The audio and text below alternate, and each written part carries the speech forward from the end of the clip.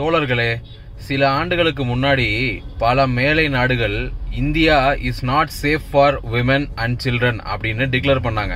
அப்ப இந்த சங்கி கூட்டம் குயோ முயோன்னு குதிச்சுது.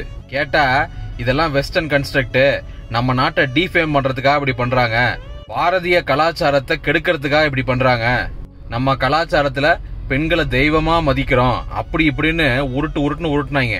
இப்போ ஒரு ஸ்பானிஷ் பிரேசிலியன் கப்புல இந்தியாவுக்கு டிராவல் பண்ணிருக்காங்க. அந்த விமனை 7 பேர் சேர்ந்து அவங்களோட பார்ட்னர் முன்னாடியே கொடூரமா கேங் ரேப் பண்ணிருக்காங்க. இங்க பாண்டிச்சேரியில 9 வயசு குழந்தைய கடத்தி பாலியல் வன்புணர்வு பண்ணி கொலை பண்ணி மூட்டையில கட்டி காவால தூக்கி போட்டு போயிருக்காங்க.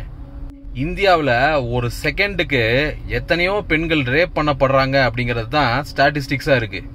இந்த லட்சணத்துல இந்த கலாச்சாரம் பெண்களை தெய்வமா மதிக்குதான், கடவுளா பாக்குதான், சாமியா கும்பிடுதான். அவங்கள தெய்வமாலாம் பார்க்க வேணாண்டா, மனுஷங்களா பாருங்கடா பரதேசிங்களா. சில நடுநிலையாளர்கள் இதெல்லாம் ட்ரக்ஸ்னாலதான் நடக்குதுன்னு ஒரு உருட்டுறாங்க.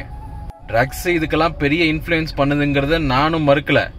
ஆனா என்னவோ இங்க ஆணாதிக்க சிந்தனைக்கும் பேட்ரியார்கிக்கும் இந்த கலாச்சாரத்துக்கும் எந்த சம்பந்தமும் இல்ல. ட்ரக்ஸ் எடுத்துக்கிறனாலதான் இப்படி வயலண்டா பிஹேவ் பண்றாங்கிற மாதிரி ஒரு முட்டு கொடுக்குறீங்கல்ல, கேவலமா இருக்கு. எந்த ஒரு ட்ரக்கும் நம்ம உள்ள இருக்கிற கொடூரத்தை எந்த பயமோ தயக்கமோ இல்லாம வெளியில காட்டுறதுக்கு தான் உதவி செய்யுமே தவிர ஒரு மனுஷனுக்குள்ள கொடூரத்தை விதைக்காது. அப்ப இங்க காலங்காலமா நம்ம ஆண்கள் மனசுக்குள்ள கொடூரத்தை விதைக்கிறது என்ன? இந்த போன பாலா போன கலாச்சாரம் தான்டா வெண்ணைகளா.